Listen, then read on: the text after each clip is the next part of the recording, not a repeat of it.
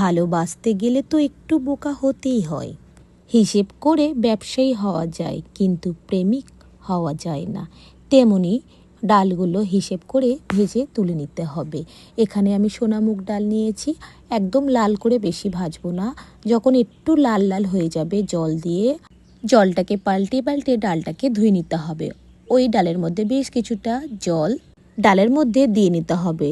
এবারে স্বাদ মতো লবণ আর সর্ষের তেল দিয়ে এদিকে ডালটা সেদ্ধ করে নেব।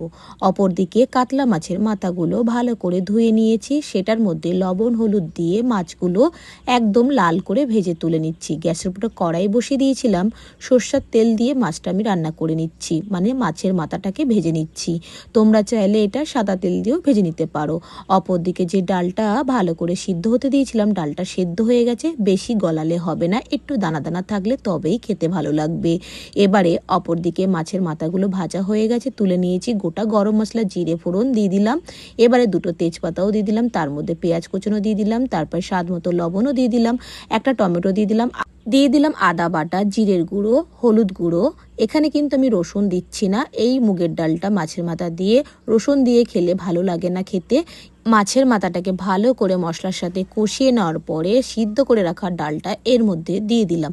যখন ডালটা ফুটে আসবে, গরম মশলার গুঁড়ো, ধনেপাতা ছড়িয়ে দিয়ে গরম গরম ভাতের সাথে পরিবেশন